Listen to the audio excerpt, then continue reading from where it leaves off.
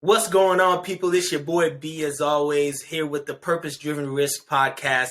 And we are here because we teach everyday people or students to live life with a purpose, take risks with a purpose. So I just wanted to go ahead and introduce our guest here, which is a great friend of mine, a soon-to-be father, a wonderful husband, ex-firefighter, ex-police, ex-SWAT, current state trooper. Listen, the list just goes on. So he's here to talk to us just about his journey, to give us his story as to how he was able to follow his purpose and take risks. So if you guys would just bear with us, go ahead and give us an intro, man. Tell us a little bit about yourself, where you're from, and maybe what you're currently doing right now. All right. Hey, y'all. My name is Sammy Previlus. I'm born and raised Miami, Florida. Hey, I like that shirt, B. We always repping out here. Hey. Come on now. My parents are from Haiti, so I'm Haitian descent. I moved to Tennessee when I went to college, Southern Adventist University, and I was a music education major, and then I dropped the music part and then went straight to just education major. And then my junior year at school, I joined the volunteer fire department that was close by the university we went to. And I fell in love with emergency services. And that had just changed the trajectory of my life, career, and everything I thought I would be doing. It just went away. And Right. I kind of focused on that. Right. And, that's really where my love for emergency services started. So is that what you call it? That's like whether you're a cop, firefighter, ambulance, all of that is just like underneath the one umbrella of emergency services. So it's all emergency services. That's fire, police, EMS. All that's emergency Okay. services. So in essence, when you call 911, it's an emergency, you're going to get, depending on what type of emergency, you're going to get all three. And so it's all under that whole umbrella of emergency services. It's probably just depending on what you tell them on the phone is which people they, get to go out there. So, okay, cool. So wait, so I don't want to mull over the fact that, yes, we went to school together, had a great experience, but I want to take it back really quickly to, you said you started, and I didn't know this, you started with music education? Yeah, I think music education, yeah. Okay, I think when I got there, you were just doing education. Yeah. I think so my freshman year, I play a lot of instruments. Saxophone was my main thing. And, I thought I wanted to teach music. I really didn't know what I wanted to do in life when I went to college. And so I was like, hey, I play saxophone pretty good. Let me just study music and then teach. And so my father's a school principal, so teaching, and I have older sisters that are teachers. So I was like, I'll just merge music and teaching together, two things that I'm okay with teaching, and I love music. Right. But I quickly realized that a hobby could not be my breadwinner. I hear him. Sometimes people, they choose, I'm going to do this career because I like it. And then you start doing it, and it has to be what brings food to your table. Right. And it becomes a job. It's not a hobby anymore. It's a job. And the amount of time and effort you got to put into your craft, so music for me is my escape. Okay. And I didn't want it to be a craft. I didn't want to have to work hard at it every day to grind, to bring money to the table.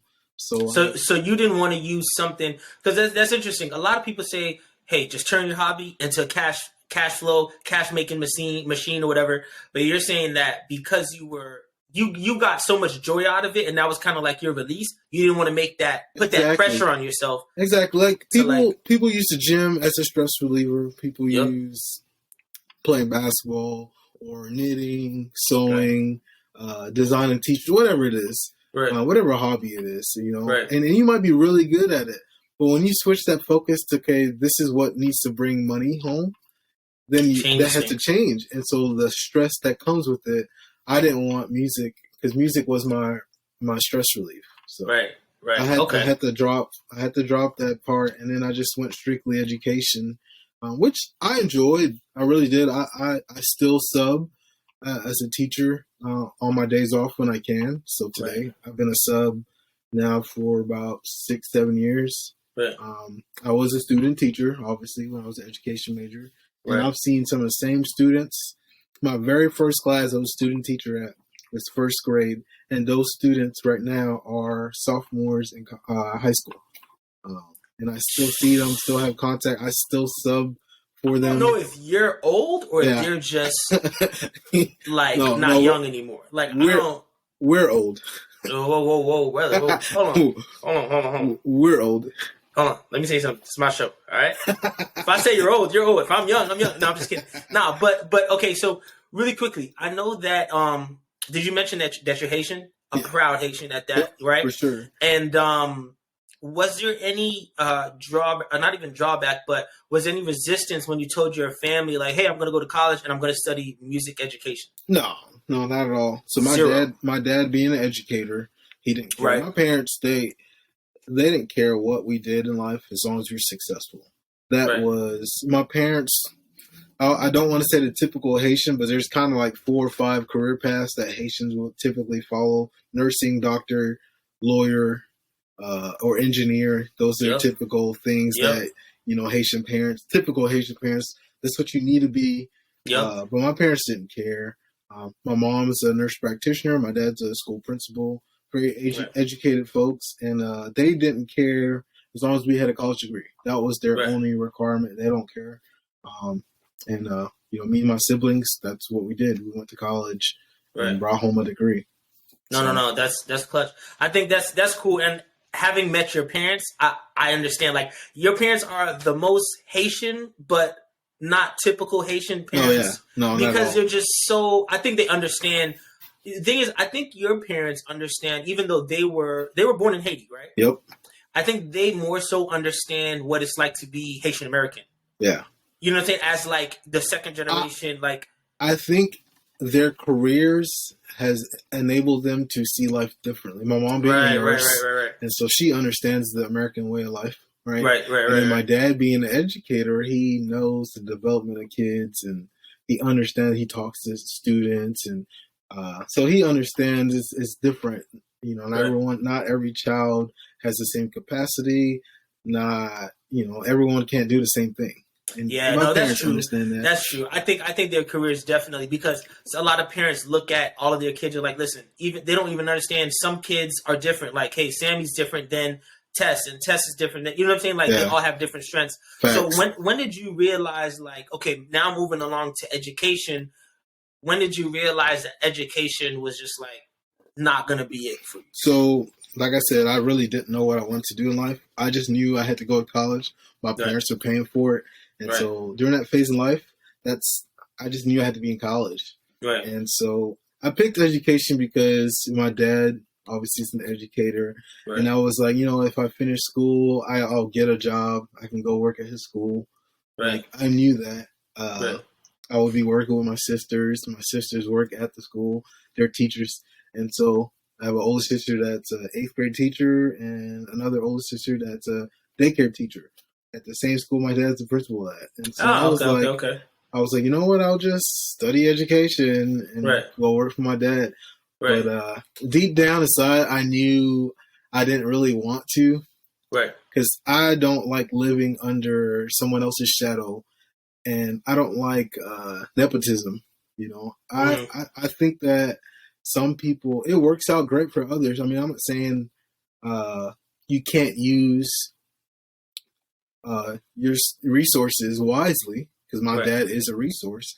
And if I wanted to be an educator for myself, then yes, I would use, my last name. But I didn't want to build something that I really didn't like off of my father's reputation and whatnot. And so I wanted to build it myself. And I think that's where emergency services kind of like kicked it off. It was my opportunity to do something different. Do something totally different, not attached to your parents. Facts. Or not even attached to something your parents done in the past. Facts. So what was it? So you're out there in Chattanooga, Tennessee. That's where you went to college, or some may say Collegedale to be technical. But you're in Tennessee. And what was the thing? Even though you were kind of already thinking that education wasn't it, did you already were you already interested in emergency before you pretty much pulled the plug on education, or how did that work? And what was the turning point when you were like, yo, this is what I want to get into? Like right before you did the volunteer stuff. Yeah. How did you get into that? Because there's people right now who are trying to become firefighters and they just don't know where to even start. And I remember when you started volunteering with them, like taking that bike like every day. I'm like, where's this kid going? Why is he always wearing this firefighter shirt? That's risk number one. We can talk about that right there. That's risk number one. Take us through it. So I'm a very curious person. I will literally do probably anything. Brandon, you can tell the world, like, I've done about just everything. He's crazy.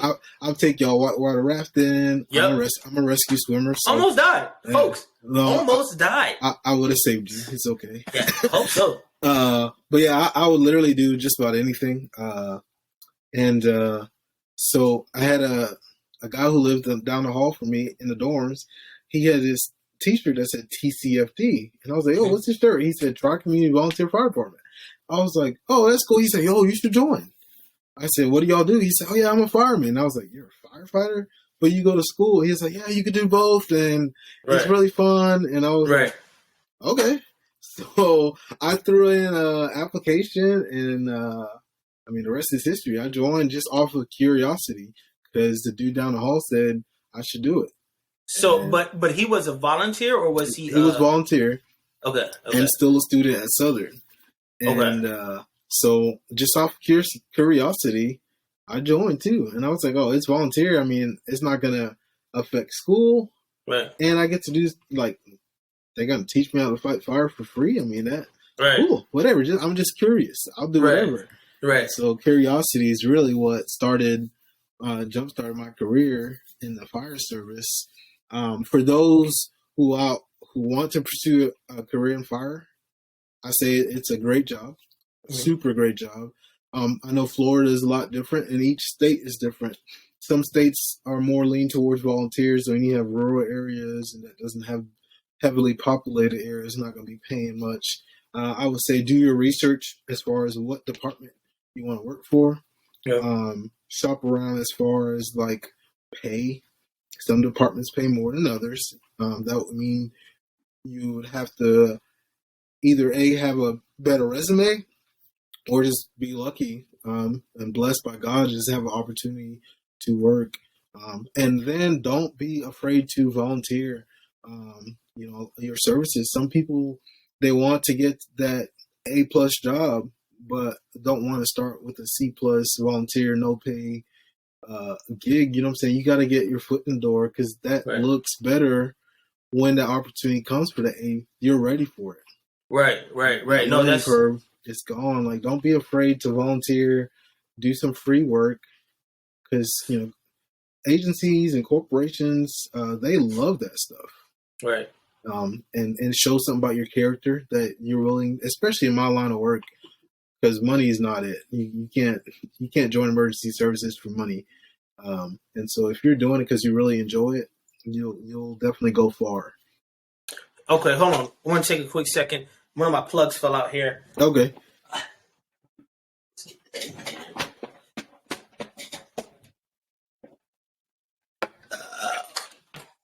All right, so I want to go back to kind of the volunteer part. Is it necessary to volunteer, and the honest opinion about the money and in emergency services? So first, starting with, is it necessary, if I want to be a firefighter, is it necessary for me to volunteer, or can I just go to school and get any degree to become a firefighter? Like, if you could just speak towards, if there's different routes, if you could kind of go through those routes, should I go to school and study fire safety, or should I volunteer and study something different and then just go that route? Like, what do you think? So there's not one answer. There's a lot of different routes that you can take to become a fireman. Like I said, it depends on what state you're at, because each state has different requirements. You might have to go to, I know a little bit about Florida because I did research about going back home to Florida. Right. A lot of the community colleges hold their own fire academy. It's like a semester. And then included in the fire academy, you have to go to EMT school and maybe paramedic school as well as your whole package. Once you finish your fire academy and your EMT school, then for the most part, if you're trying to get a decently paid job, like in the 60s and 70s starting off, that's when you're able to apply because you already went to fire academy and you're already EMT or paramedic certified. Right. So, I mean, that's going to take you just by school alone. That's going to take you about a year and a half of school. Year and a half. And that's for the fire academy. Fire academy, EMT. EMT. That's 1 year because it's a semester each of that. And then paramedic school, actually make that 2 years. You don't necessarily have to go to paramedic school, but you're more shoppable. Right. Marketable. Right. Marketable. Like Right. You're a better candidate if you are a paramedic as well. Right. Now, Right. I will say a lot of guys, what they do is they go to fire academy, they go to EMT school, and while in paramedic school, they work as an EMT on a private ambulance company and stuff. Okay. You can use your license and work. It's not gonna make you rich, but you're not gonna be stuck doing nothing while you apply for other jobs. Right. No, and so I always like to ask our guests, how long is this school going to take? And sometimes, I mean, if you know how much money, I know it's just different depending on the school you go to. But yep. I always like to try to figure out to compare, okay, time versus amount of money, and then what people forget, especially when taking risks, especially when trying to like go to school and then get a job. How long is it going to take you to get a job from the time that you graduate? Like how in demand is this service? You know what I'm saying? So do you think that firefighting, because I've heard, right, and I can only say what I've heard, that getting into a fire station, sometimes people are waiting like years. Yeah, I was going to say months, but like to even get in. So if you, it depends on the department. It depends on the state. Like I said, since we're talking full time, I'll talk about how I got on full time. I applied to a full-time department, and some departments don't require you to have fire academy prior to they hire you. They'll hire you and put you through their own academy, and you're getting paid throughout that whole process. That is probably the best route for anybody. Is that what you did? Well, I was volunteer prior, so I already had that fire experience. But when I worked full-time in Cleveland, Cleveland, Tennessee is just north of Chattanooga. I applied there, and because of my experience, they just made me a more marketable candidate, right? But I graduated fire academy with Cleveland with guys who had never fought fire before, and so it's a good route. You can look at departments that will hire you straight on, like Chattanooga Fire. You don't have to have any experience. You apply, you take a test, you take your PT test. If they like you, they hire you, and they put you through the academy, and you're getting paid throughout the whole time. That's probably the best route for anybody who's not trying to wait long. But you're going to be one of 1,000 applicants. And this is where making your resume look good. So it benefits you if you can volunteer somewhere. Right. It benefits you if you can go to EMT school prior to, those are stuff that makes you just a more viable candidate. So here's what I'm thinking. If you're talking to someone right now and telling them, hey, go ahead and follow that fire route, I'm thinking based off what I've learned here today is I'm going to tell them, go ahead and try and volunteer. And if you can't volunteer, maybe you go to school and try to go through a community college to do the fire academy. And then you do the EMT. And then at least you have that EMT and you can work as an EMT and then go ahead and apply to different fire departments.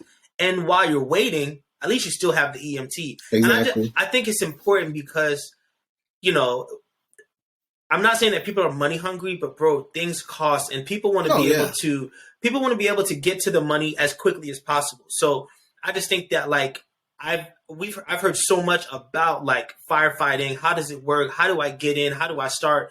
And just being able to break that down, I think is important because people now understand you can be a firefighter. It's not going to take you 4 years of school and then an extra 2 just to, you know what I'm saying? It may take some time, but at least you can get some tools that can make you some type of money before you even get into it? So EMT school is 1 semester in college. Oh, okay. 1 semester in college. I mean, that goes by, was that 3.5 months?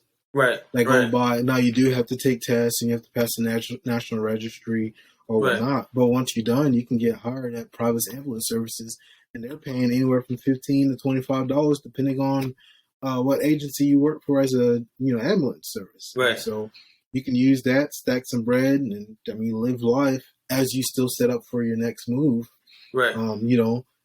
In this line of work, you're never going to just get to where you want to be like that. There's steps you got to take, and that's also, okay. Right. And I also feel like, especially in firefighting, when you hear chief and you hear like lieutenant, I don't even know if that's what it's called, but I know that there can be a lot of politics as far as hey, this person's been in this, like, when can I get to this level? Oh, when that guy dies, you know what I'm saying? Or, you know what I'm saying? I'm just being candid as to what I hear. I know that like leveling up or getting to that next tier, it really depends on whether that person leaves or that person, hits the can. So here's where, so in the fire service, you have certifications you have to take. Just like pretty much everything. You have, continuing education class, you got to do whatever. In fire service, you have a specific certification, you got a state search you got to do. And so when I'll share a risk that I took before I continue with that. I was in my last semester at Southern when I decided to quit school to pursue my career full-time fire. I had one more semester and I would have been done with the BA in elementary ed. Sheesh. And Bro, I feel like I did it. Why don't I know this? Because I didn't really tell nobody this. Okay. I just thought I was a bad friend. Here's the thing. So when I joined the volunteer department, you said it earlier. Who's that? Why is he always wearing that blue T-shirt? Right. I heard that so much. A lot of people, when you have your own dream and your own, you just gotta internalize it. I had heard so much negativity. So why is this dude always doing the fire stuff? Blah, blah, blah, blah, blah. At that point, I had to make a decision. This is what I want a career in and pursue. Right. And so I didn't really care what people said. I didn't care that I wore a shirt all the time because as a volley, you can go anytime, right? Right. So I didn't care. That was my purpose at that time, right? Right. And so, anyways, I quit school 1 semester before I was done with school, and I got hired full time in Cleveland. And I quickly realized that, hey, I do need to finish school if I ever want. Time out. What did you tell your parents that you were quitting school? So that's another thing. I did tell my parents. They did not like it at all. They didn't like it. Come on, you're just gonna mull over that. But one thing, so my parents were very supportive, and I had at that point in life, I got I got hired full time like 24, I think. That's when I went full time. And at that point in life, you kind of like start sinking or swimming. Right. You know what I'm saying? And at that point, I started to stay afloat a little bit. I knew what I wanted to do in life, and I didn't care who supported it or not. And so when I told my parents, hey, I'm about to get hired full time, it's a career job. Right. It's not a 9 to 5 flipping burgers type joint. Right. Which is nothing wrong with that. Right. But I quit school for a career job. And and so they didn't like it, but they still supported. I mean, my parents are awesome, right? They don't like it. They say what they want to say. Right. But at the end of the day, I told them, hey, I'm not asking you for money no more. You don't have to worry about where I'm sleeping. Like, I'm paying my own bills at that point. Like, we good. Right. And so they didn't really like it at first, but they accepted it because they understood that, hey, he's pursuing his dream or whatever. Right. Whatever that might be, he's pursuing it. And so, anyways, I got hired, and I quickly realized that if I ever wanted to move up in the fire service, I had to go back to school. So the moment I got Fire Academy, I started doing some research, and I found a school online, and I transferred all my credits from Southern, and luckily I only had to do just the core major. So I switched my major again from education to fire science administration. Okay. And I finished school about a year later. Okay. And I paid out of pocket. That I remember. Yeah. I paid out of pocket, and I finished my bachelor's in fire science administration. Right. In the fire service, if you ever want to move up, it will behoove you to definitely get a degree. Right.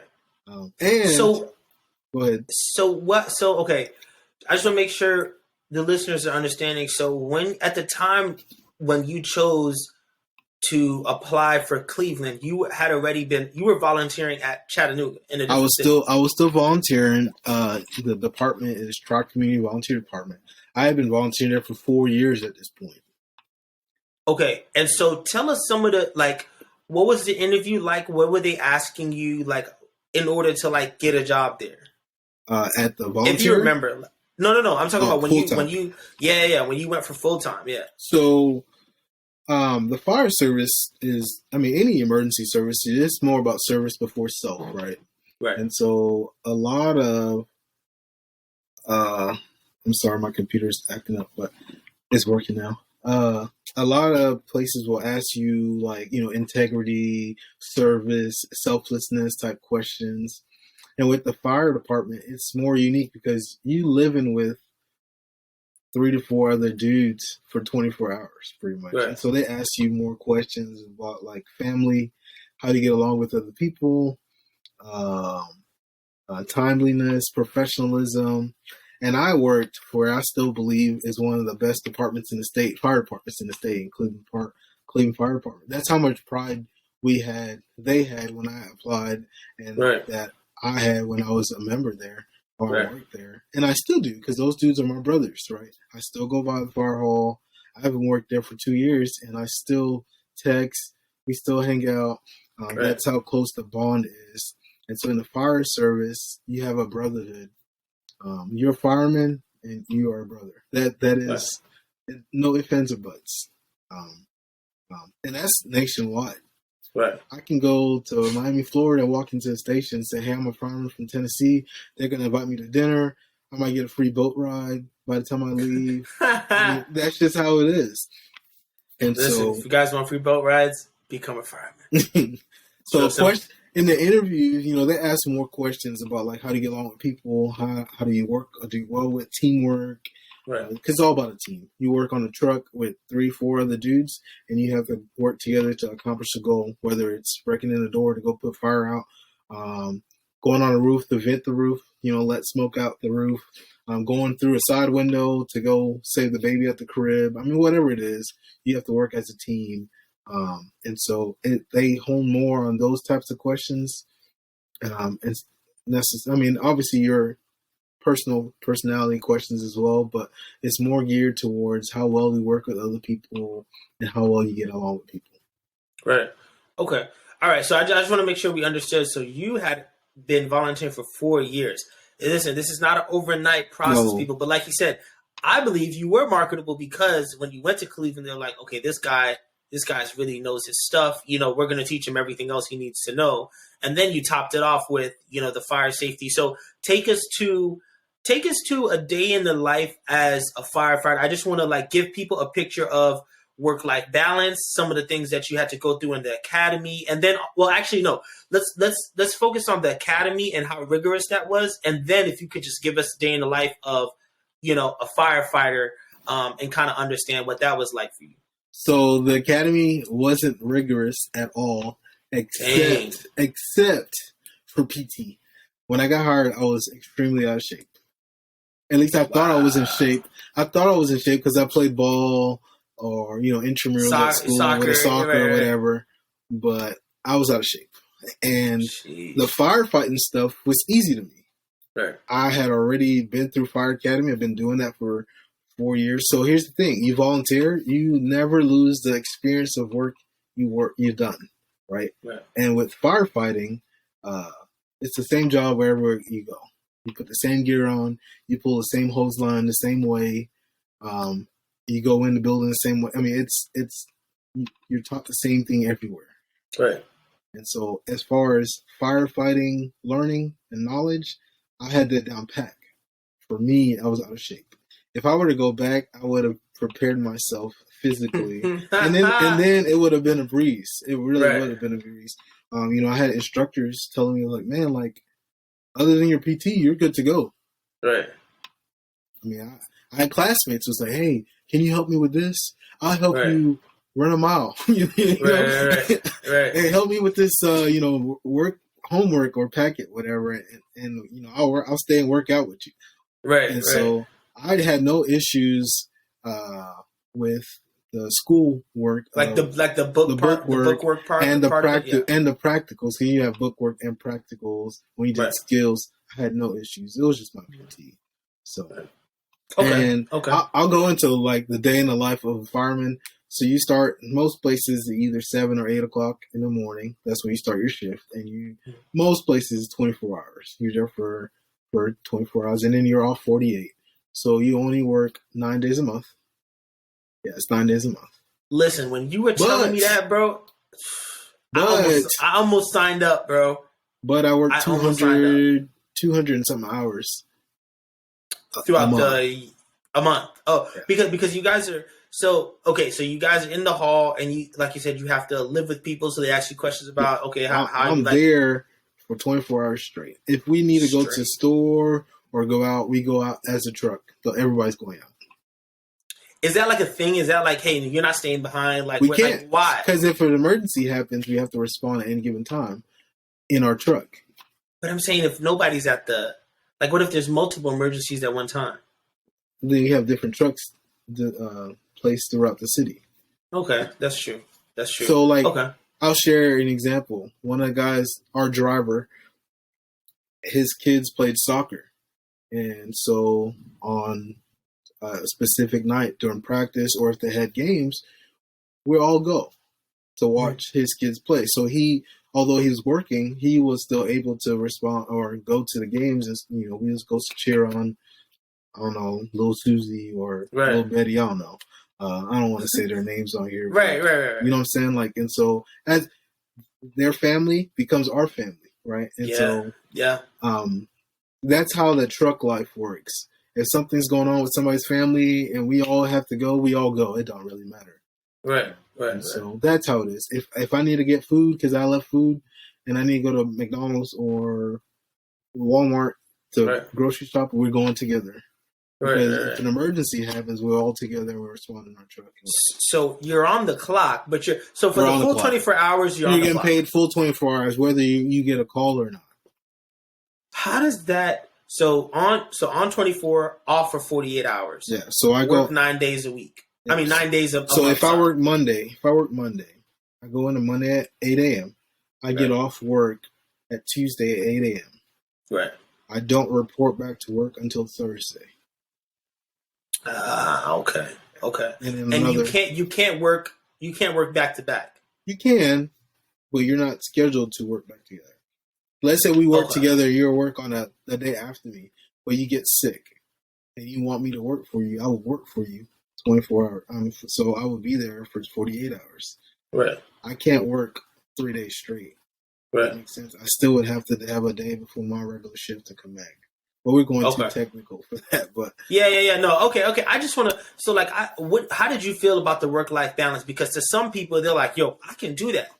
I'm cool. I'm a single person."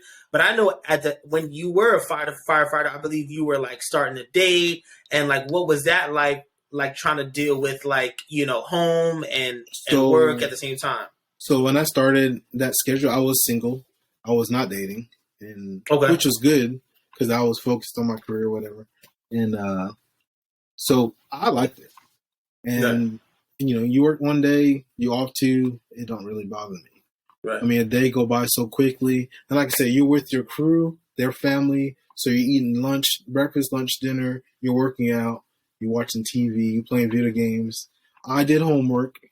I do remember that, yeah. When I went to work was my homework days. Right. And so, because you have a lot of downtime. You still train. We had a set schedule, 8 o'clock till however long. You had a set schedule of training in the mornings.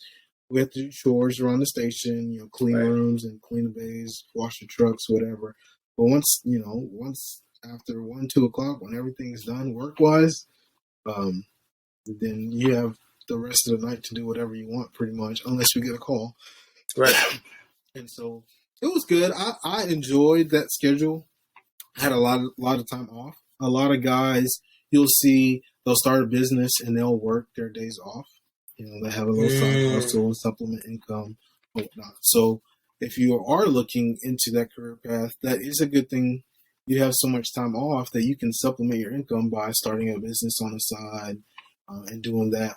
And you'll have more time working on your side business than you are actually your career. And there's a lot of guys I worked with, they stay on the fire department long term because of the benefits. They make more money in their businesses than they do working fire. But when you have a family and family insurance is cheap because you work for a city or a state government or a county government, you don't have to pay for insurance, health benefits, none of that. And so it works out.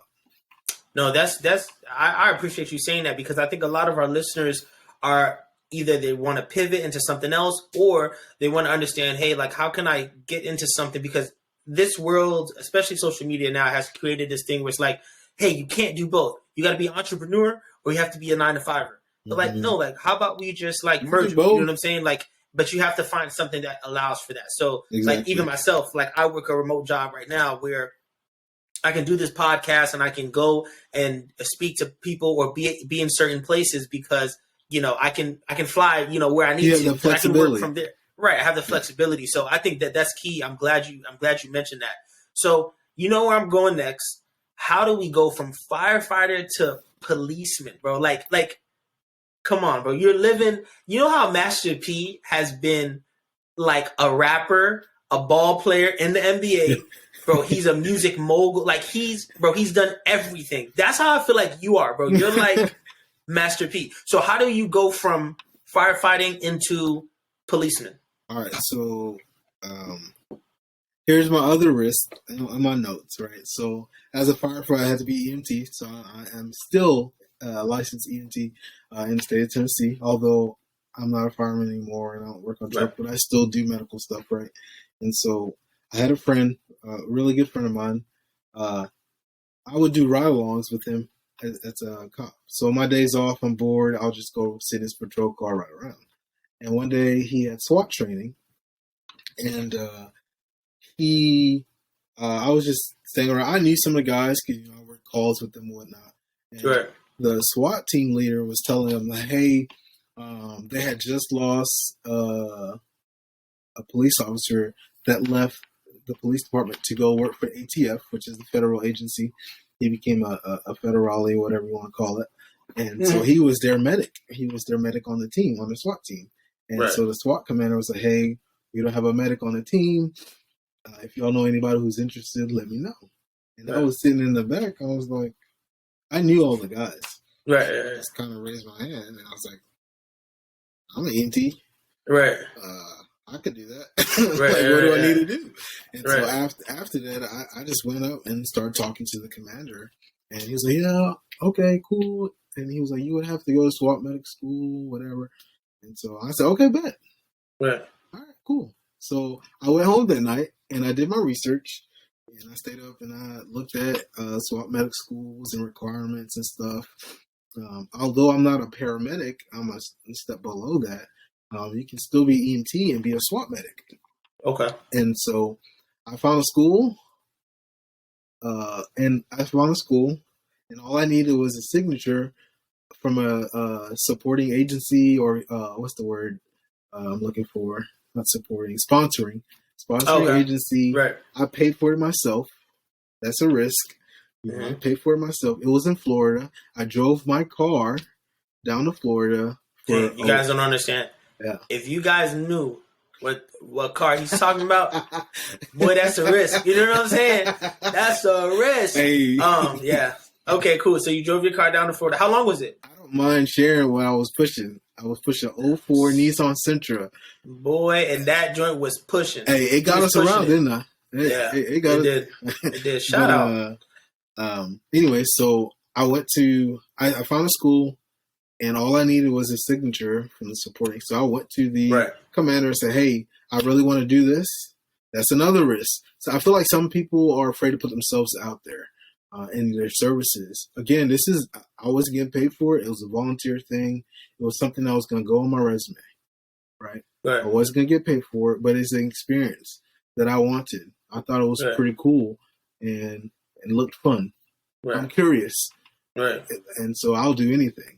And so I went to him and said, hey, I did my research. This is a school. And he looked at the school and said, yeah, this is a really good school. You found a really good deal. He signed a thing. And for them, they didn't have to pay anything. All they had to do was give me some gear that they had stored.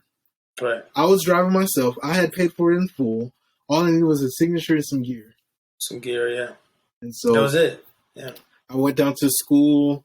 The S.W.A.T medic school is a great training. I still talk to some of the guys in my class. They're down in Florida. And I came back and, dude, I passed the assessment. And then I became the full-time medic on the S.W.A.T team. That's great. And this was a volunteer SWAT team? So the officers are full-time paid police officers. Me as the medic on the team, I was a volunteer. Okay, got it. I tagged along with them when they got call-outs and stuff like that. Right. And so check this out, because I'm a fireman. And so a lot of people don't think that, their experiences are valuable. Right. And so because I was a fireman, I drove trucks.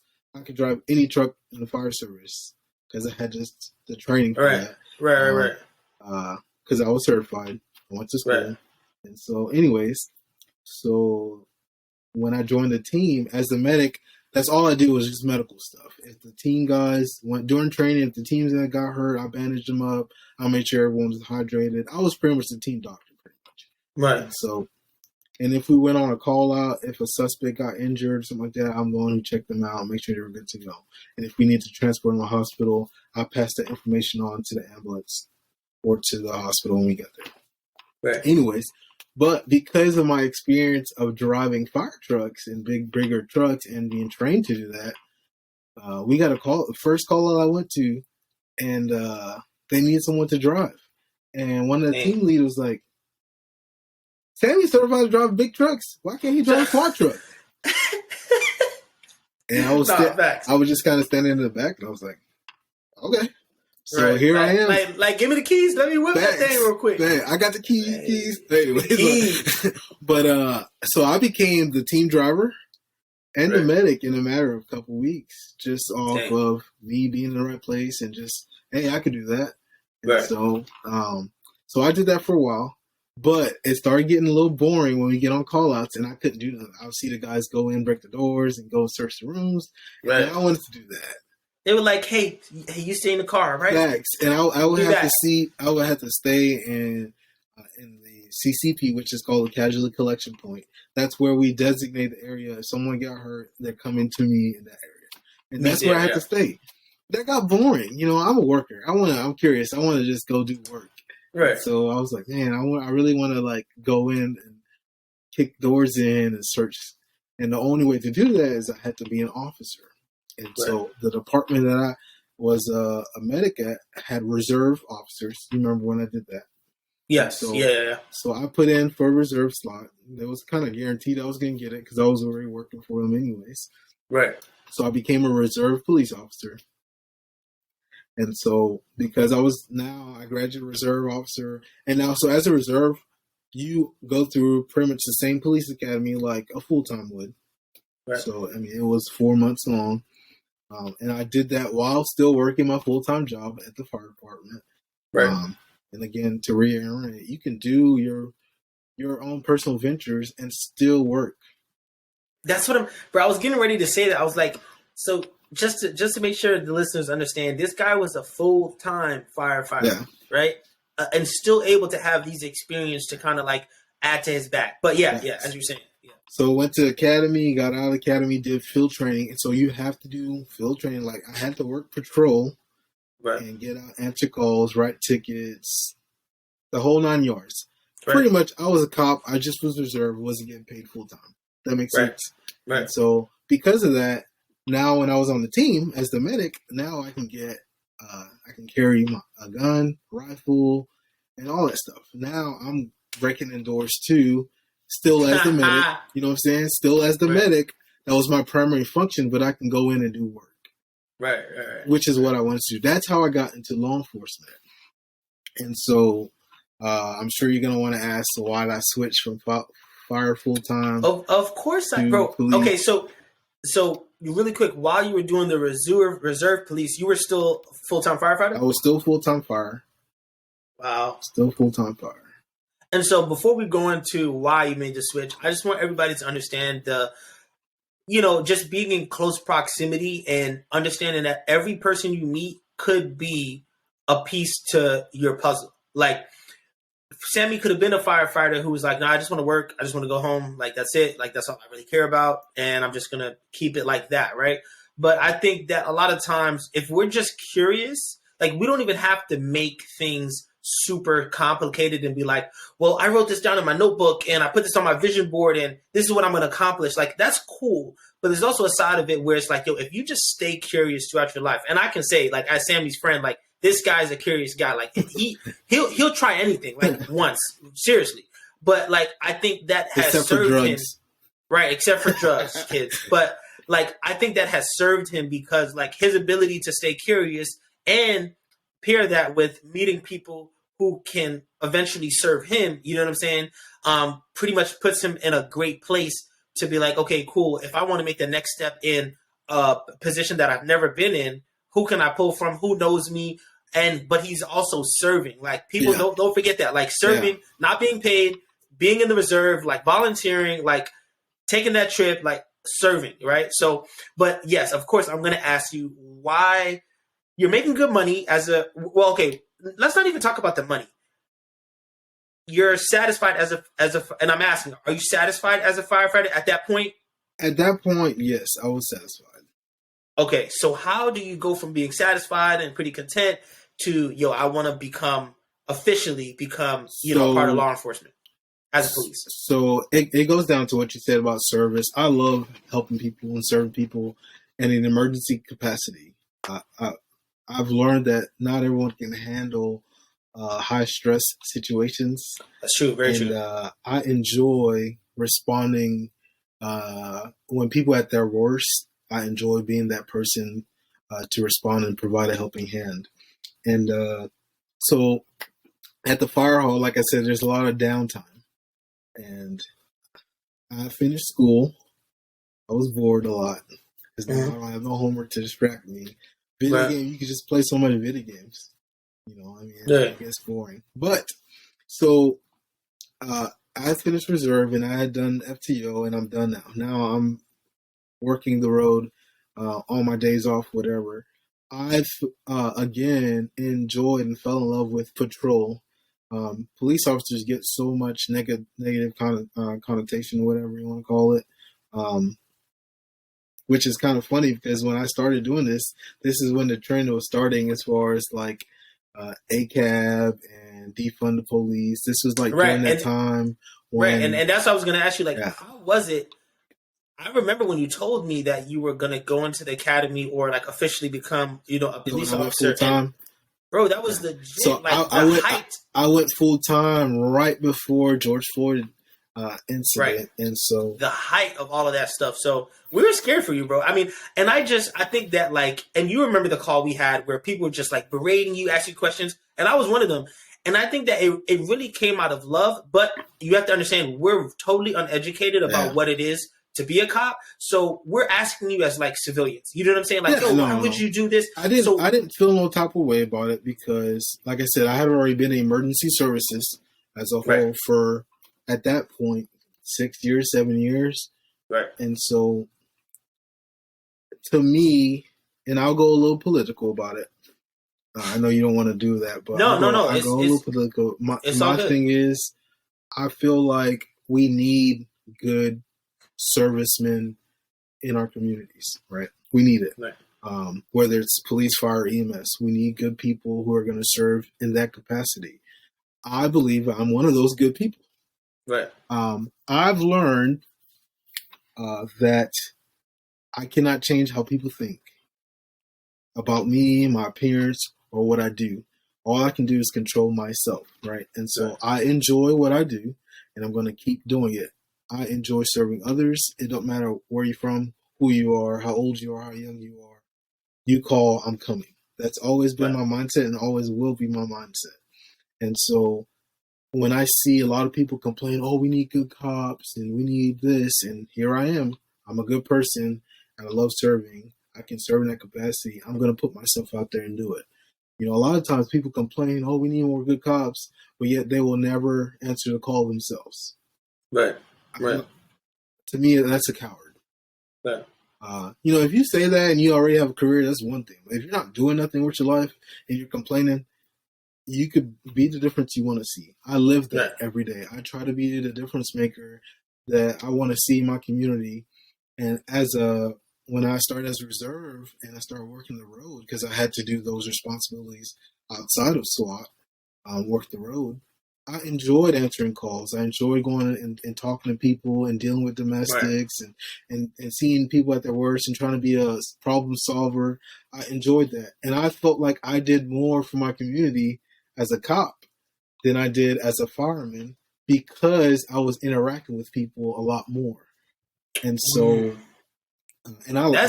y'all know me. I like talking to people. It don't really matter. I interact with anybody. And so, because I fell in love with that, I was like, I enjoy dealing with people a lot more than I do sitting at the fire hall waiting for a call. And so that's why I decided to go full-time police in the midst of all the negativity and all that other stuff. And let me tell you, man, like I've had some gun punches while being a cop. And unfortunately, and it's both from black folk and both from white folk. Right. And I'll share two stories real quick. One was like me and another fellow black officer where I used to work with. We both shared that unfortunately we get looked worse by our own black people when we're in uniform. And that it's sad because we're as a community complaining that we need more representation and we need more people like us in these positions, and yet here we are. You have someone like you have your own representation, and you're looking down on them like they're a traitor or whatever. That's hard psychologically, you know. But I don't let it bother me. That's example number one. Example number two is this one really bothered me. Like it really bothered me, and I'm about to just get emotional just thinking about that. But so during the whole, this was like shortly after George Floyd, and probably a year later after all that stuff.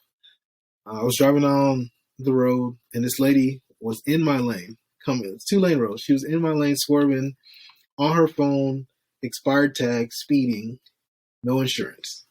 Mm-hmm. I get behind her and I find out all the other stuff, but she was in my lane and speeding, right? Yeah. So I get out and I get all that stuff, and I tell her, "Hey, you're doing this, this," and she was mouthing off to me. Right. And so at that point, as a cop, I don't really like writing tickets. I don't really like writing tickets. But if you mouth off to me when you're in the wrong, you get paper. I mean, it is getting that ticket. You getting paper, right? And so anyway, so I go back, I reapproach the lady, and I say, "Hey, you already get citations for this," and that's probably the most I've ever written somebody. The most citations at once. Anything I write her for, I wrote her. I don't do that, America, but but this time, time I did, and so I had her.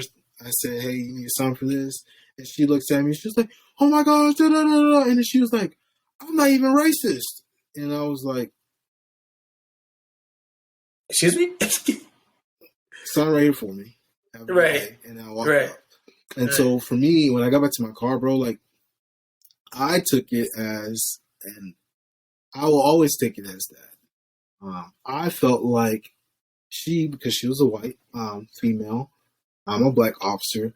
I felt like she said that in the sense that I was retaliating because all the, I was all the stuff that was going on. So now I'm a black cop, and I'm gonna, and that bothered me because here I am at that point. This was a year or two ago. I've been in emergency services for 10 years now. A little over 10 years. At that point, I was 8-9 years in.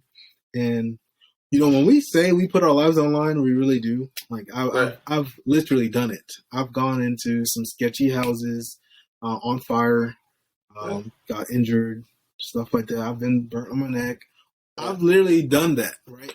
And when she said that, like it struck a nerve that she would question my integrity Right. and say, why would I retaliate Right. just because you're white? Like, ma'am, like I don't care who you are. Right. You know, I put my life on the line for anybody. Right. And dude, Right. when I mean it bothered me, like it brought tears to my eyes. I had called my supervisor, who happens to be one of my best friends, and we talked, and then I called my fellow other officer who's black, and we talked, and that helped. But dude, like that still today, like I mean, you can see, like I'm getting emotional right Yeah. now. Yeah. But No, dude, that I bothered think me like, because, like, it's dude, like I take pride in what I do, and I right. do it to the best of my. And I really don't care who you are. I'm gonna put, like, you know, I have a wife. I got a son coming in a couple weeks. You Right. know, and yet I still put on a uniform every day to go serve people I don't know. And here you Right. are, because of my color, you think I'm gonna retaliate. Right. You know, that bothers me. And serving other people to make sure that not only they're safe, but that they can go home to their family safe, and that, yeah, I mean, I think that, so and I'm gonna go back a little bit, and then we'll fast forward back to here. But when you became a policeman, did you feel like you were able to be more of yourself and tap into more of what like you are as a person? Because I remember you mentioned like as a firefighter, you weren't having those interactions with people, and that was something that you felt like was missing. So you felt like becoming a policeman is like, okay, cool, I can show the world a little bit more of Sammy Previlus, you know, as who I am versus when I am a fire. I just want to make sure I understand like what was the purpose behind So the whole going from firefighter to policeman. I like talking to people. I like making a difference, if that makes sense. Right. But I also like being in the background. And as a cop, you can do both. Right. You can admit the little things and help people out, and how you talk to people. I do it so much I don't even think about it, but I know it makes a lasting impression on those people, right? Because I've got those chiefs call me, hey, you just got a compliment from so and so. I don't even remember the encounter, right? Right. And so I just felt like I did more. I was making more of a difference, because fire and police shouldn't be. It's very valuable, great jobs, right? Both. I did both, Right. but fire, you're waiting at the fire hall for a call, and you do respond, and you help people, and people definitely value your services. But you don't really your part of your job is not to interact with the public, if that makes sense. You know, people can drive by the stations and show kids trucks, but that's not part of your daily job. As a cop, you are on the road patrolling, you're in the neighborhoods. Right. And so I like that. I got out and played with kids, play basketball with kids. I got to help people put their groceries in their cars. I mean, change tires. And so I enjoyed that a little bit more, and that's why I kind of switched. Right. No, okay. No. I just wanted to just make sure that we kind of covered that. It's not that I didn't dislike fire. I still love fighting fire. I would do anything to go into burning building right now. But wow. I told you guys, this guy is try anything, right? It's crazy. Yeah. But like, I think for me, the reason why, and this is just me, obviously I'm a little bit biased because I'm your friend, but at the same point, when you were telling us that you were becoming, I mean, as you know, I mean, you just graduated once again. Every step of the way, you're like, hey, boys, this is what I'm doing. And we're excited for you. I think that how people saw it, because I also had a couple other people, even family members, who were going into like, you know, a police during that time. And I'm like, I think why it kind of hurt a little bit certain people is because it's like you're seeing like your community be oppressed, or, you know, whatever you like to call it. And then at that very moment, it's like, hey guys, like, I know that I'm going to go ahead. I know that like our community is being oppressed, but I'm going to go ahead and join that team. But they're not thinking about the fact that, yes, there are bad apples on those teams, and there's people who are trying to like switch that around. And I think that's something that me personally, like, I had to battle with, understanding like, if you would have told me a year earlier, before all those, you know, killings and different things were happening, or maybe even after, I would have been like, oh, yo, that's lit. Let's go. Like, you know, my initial response would have been different. So like, I just appreciate that as a person. And obviously this is on air in the podcast, but as a person, you were like very understanding of myself and some of the other friends who were just kind of like taken back. Like our initial response was like, why would you do that?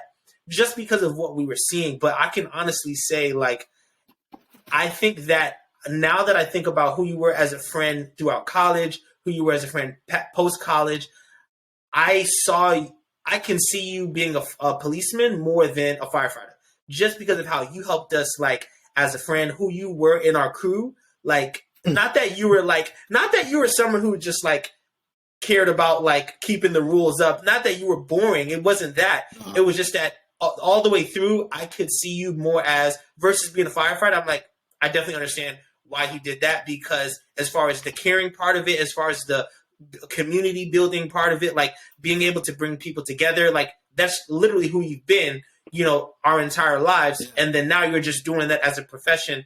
And I think like, I see it now. I can definitely see policeman over firefighter, but it's crazy because you're not a policeman anymore. Now you are, if you want to go ahead and take it away, now you're into... Yeah, I work for the Tennessee State Highway Patrol. State trooper, baby. I'm a state trooper. Yep. That's crazy. And I literally just graduated July 1st. So I know it's new, and we won't spend too much time because we're going to wrap up in the next 10 minutes. But if you could just take us through, like, how did you transition from policeman to, hey, like, I'm going to go ahead and go the state trooper route?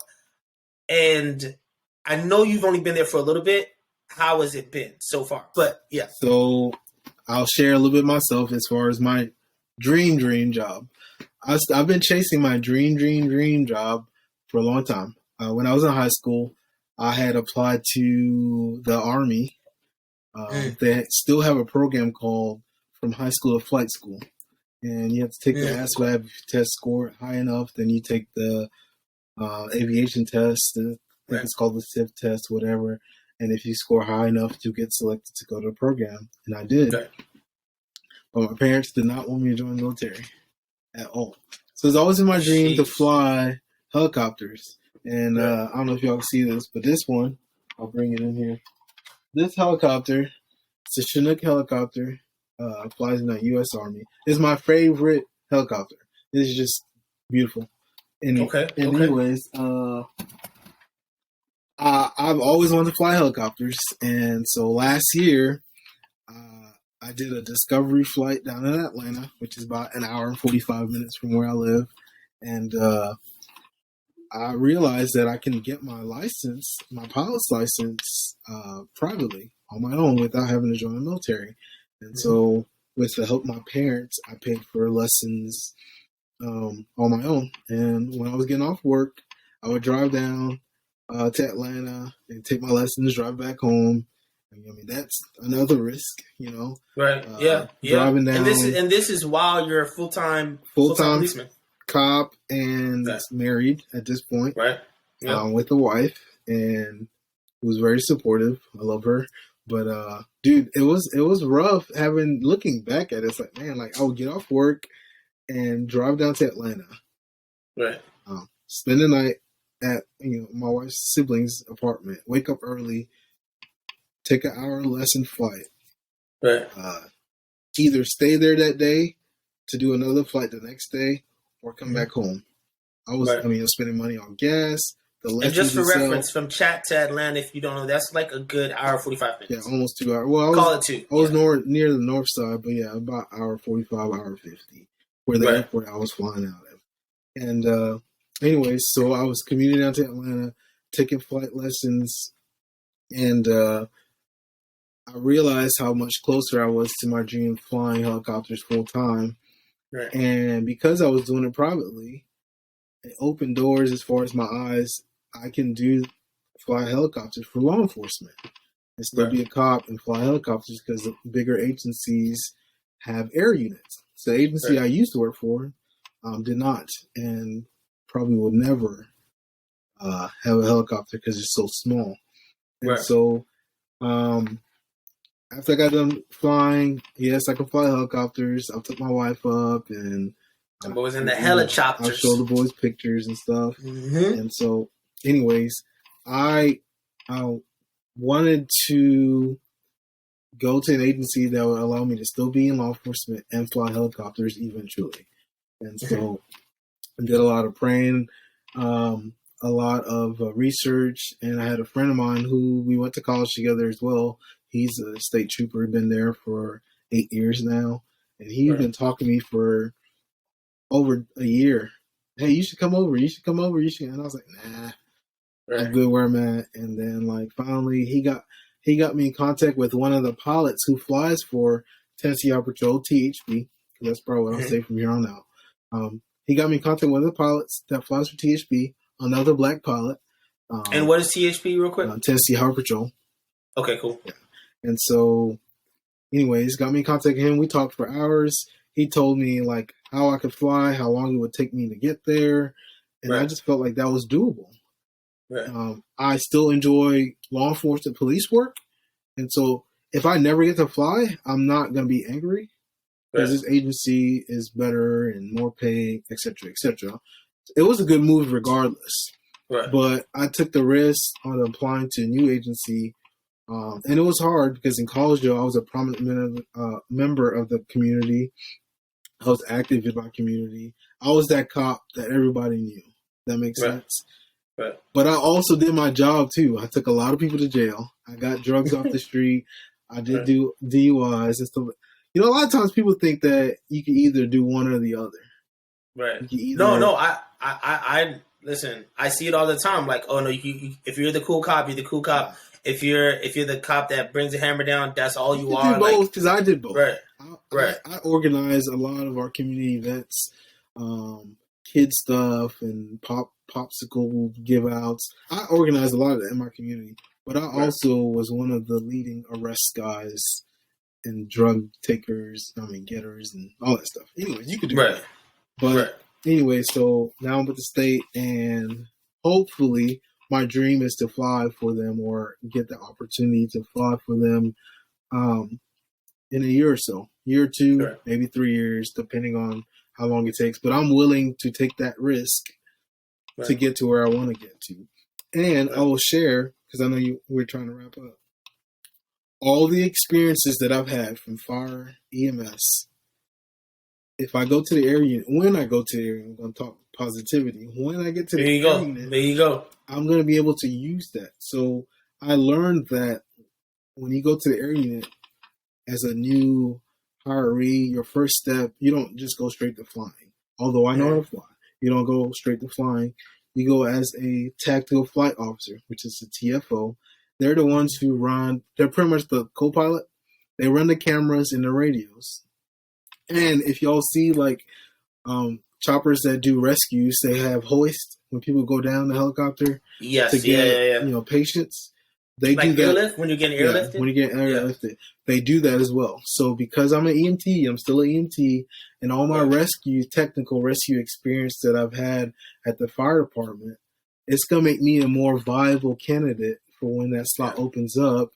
Sammy can do this. He's medical. He's gonna be a more viable candidate, whereas not everyone has been and done what I've done. Like I said before, you don't lose all the knowledge and experience that you've had over the years. You just don't lose it. It just compounds. Yeah. Like, you know what I'm saying? And I think that, bro, if you feel comfortable, let the people know like your age. How old are you? I just turned 30.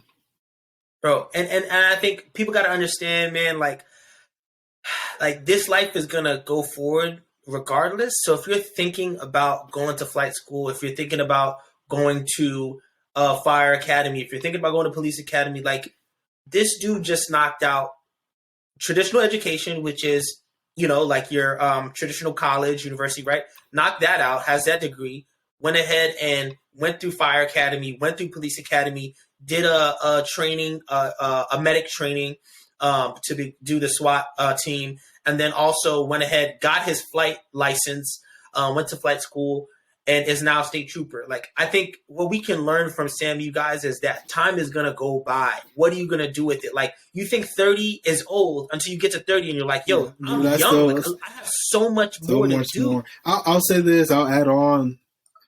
I don't like to talk about all the accolades or whatever, but no, but flex one time. Go ahead. So I mean, I've gone to the specialized rescue school. Like I'm a rescue swimmer for Swiftwater stuff.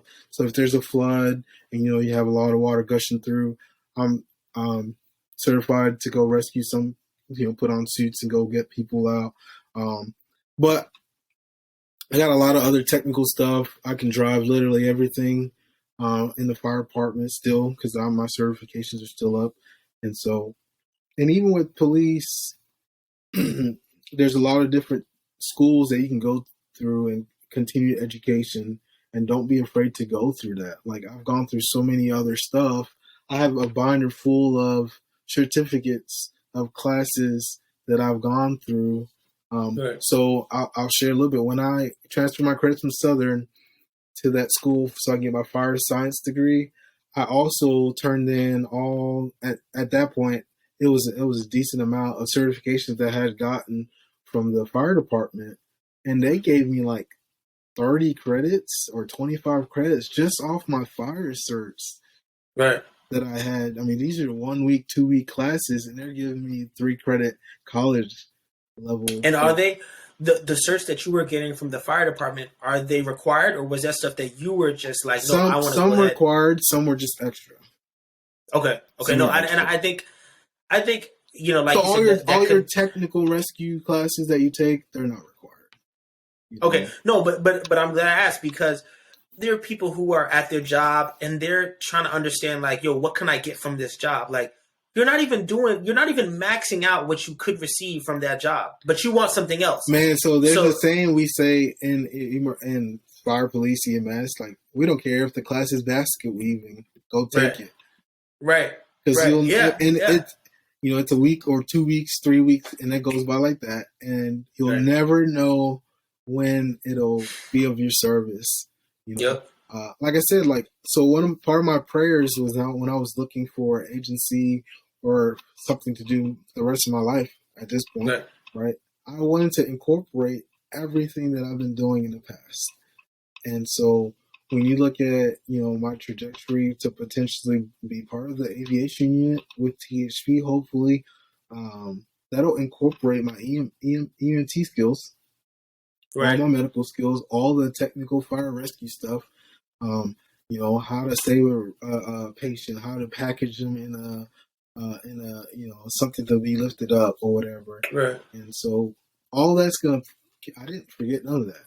You know what I'm saying? And so, when the time comes and opportunity opens up for me to transition into that role, I've already had a vast background in technical rescue and medical training. That's just going to make me a better viable candidate for whatever, it calls for. So all the stuff that you go through, you can make moves to set up your next move, and you never lose all that knowledge and stuff that you've gained throughout your journey. Right. No, that's key. That's key. No, I think that like for me, I think that the listeners, the community, I think they're gonna like this podcast because not only did you give us 3 different career routes, like that you can go down, but I think it's really, yes, you're taking the risk, and then as you're taking the risk, you're still like gaining knowledge at every step. So like I know so many people who may have a job, right? But at their job, they're offering these different certs, they're offering these different things that aren't mandatory, but they're just not taking it. You know what I'm saying? And I don't look down on those people, but I also say like you can't say that you want more for yourself, or you can't say that you're trying to set up for your next move if you're not building and putting things in your toolbox. I think that's a good way to put it, is that at every step of your career, you've added to your toolbox. And I think it's allowed you to become a better policeman, a better state trooper. You know what I'm saying? And I think that especially when people are just looking for fast money right now, people are just like, yo, like, how can I just do this and just hopefully once I do this, I'll be good for the rest of my life. Life is evolving. Life is ever changing. Yes. So if you're looking for something that you can do that will just stay the same for the rest of your life, you're going to be going around in circles like that. Life just doesn't work like that. But I'm going to go ahead and let these people know where they can find me. But as I'm doing that, take some time, think about just some closing remarks. If you had any advice that you would give to someone who's looking to getting into emergency services, You know, it doesn't got to be deep. If it is deep, awesome. But just some closing remarks. I'm gonna go ahead and do my part and give you a second to think about that. All right. So everyone, I just want you to know, man, this is the Purpose Driven Risk podcast, and you can find us on IG, Instagram under @Purpose Driven Risks. That's with the SRISKS, Purpose Driven Risk podcast. And then you can also find us on any platform you listen to podcasts, whether it's Apple, Spotify, Google, Amazon Music, and also YouTube if you want to watch, obviously the video version of this episode. We thank you guys for the support. And as always, we are simply just trying to help everyday people, everyday students take risks with a purpose. That's about it. But man, Sammy, if you want to just go ahead and take us out, give us, the closing remarks as to what advice you may give someone if they're looking to get into emergency services. One thing I'll share, and my wife, you can always learn something from your wife.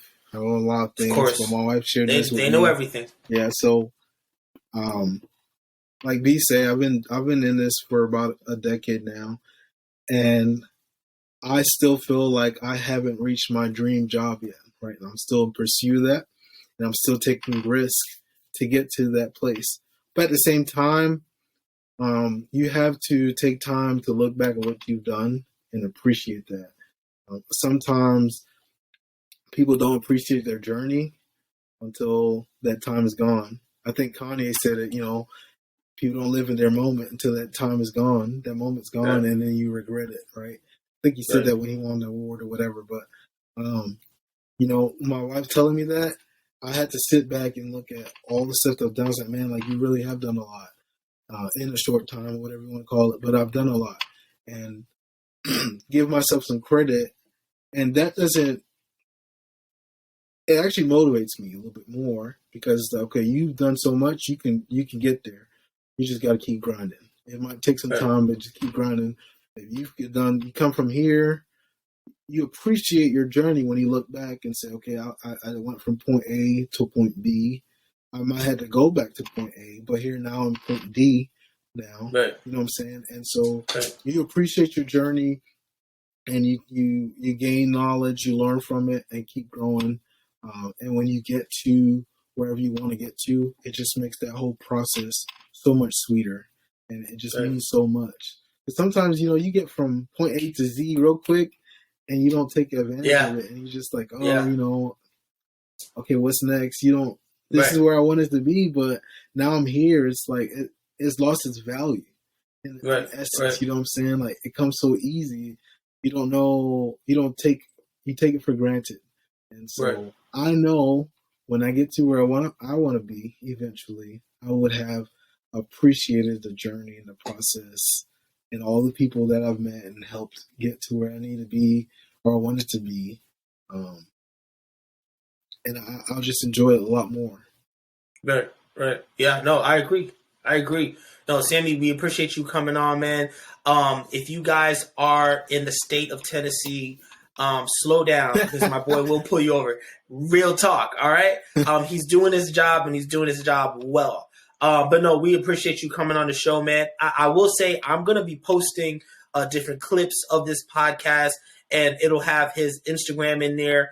And if you guys have any questions, please hit him up. Like Sammy has said, and I can tell you as his friend for the last 8 years that this guy is a wealth of knowledge. So hit him up, hit him in the DM. If you have a question about whether it's fire, whether it's policeman, whether it's state trooper, anything about life, I promise you, give him some time. He's going to reach back out to you. And I think that's what we pride ourselves on this show is bringing on people who not only are going to be here for the show, but after the show, they know that people may be reaching out to them and maybe want a little bit more information and they're going to provide that to you. So once again, as always, we appreciate you guys tuning in. It's the Purpose Driven Risk podcast. I can't even talk. It's a Purpose Driven Risk podcast. Peace out. Talk to you later.